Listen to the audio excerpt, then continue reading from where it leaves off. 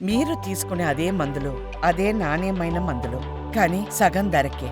అవును, మెడ్ plus brands పై 50-80% తగ్గింపు. Madam, అంటే పెరిగిన జీవన శైలితో పాటు మానసిక ఒత్తిడి పెరుగుతుంది. అందరూ సాధారణంగా మీ ఒత్తిడి తగ్గించుకోండి అంటారు. బట్ అది సాధ్యం అవ్వడం అనేది కొద్దిగా కష్టం యాక్చువల్గా. మీరు మీ వ్యక్తిగత జీవితంలో ఒత్తిడి తగ్గించుకోవడానికి ఎలాంటి కార్యక్రమాలు చేస్తారు? అదే రకంగా మీరు వ్యూవర్స్కి ఇచ్చే సూచనలు ఏంటి? ఇది స్ట్రెస్ తగ్గించుకోవటం అనేది కూడా ఒక మాస్టరీ, అదొక ఆర్ట్. అందరికీ పాసిబుల్ కాదు, అండ్ ఒకే వ్యక్తికి అన్నప్పుడు పాసిబుల్ కూడా కాదు. సో ఒక్కొక్క రోజు ఉంటుంది, అది బ్యాలెన్స్ చేయడం అనేది కష్టం అవుతుంది.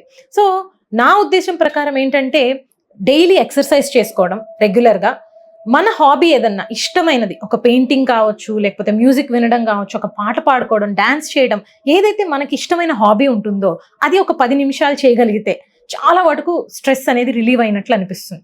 And third thing, deep breathing. So మనకి ఎప్పుడైతే ఒక స్ట్రెస్ఫుల్ సిచ్యువేషన్ వచ్చిందో ఒక 2 minutes రిలాక్స్ అయ్యి, ఫస్ట్ నా ఇమ్మీడియట్ కర్తవ్యం ఏంటి, ఒక డీప్ బ్రీత్ తీసుకుంటూ థాట్ ప్రాసెస్ అనేది స్లో డౌన్ చేసి మనము ఆలోచించుకున్నాం అనుకోండి, everything will be clear. And నేను నా పేషెంట్స్కి చెప్పేది ఏంటంటే, ఒక 5 years down the lane if you think about this situation, మీరు నిజంగానే ఇంత ఎఫెక్ట్ అవుతారా? How is it going to change your life ఫ్యూచర్లో? అంత మ్యాటర్ కాదు. సో మనం ఈ ఎగ్జామ్ పాస్ అయినా అవ్వకపోయినా 5 years తర్వాత చూస్తే, అవును 6 months తర్వాత మళ్ళీ ఎగ్జామ్ ఇచ్చాను, దట్స్ ఓకే. సో మన అటెంప్ట్ ఇవ్వాలి 100%. ఒకవేళ అవ్వకపోయినా కూడా I have a plan B అనేది ఆలోచించుకుంటే ఆ స్ట్రెస్ చాలా వరకు తగ్గినట్లు ఉంటుంది. సో దాంతోపాటు ఏంటంటే మెడిటేషన్, యోగా, ఇలాంటివన్నీ చేస్తూ ఉన్నప్పుడు వీ విల్ రియలైజ్. ఇంకొకటి నేను పర్సనల్గా హ్యాపీగా ఫీల్ అయ్యే మూమెంట్స్ ఏంటంటే, సోషల్ సర్వీస్.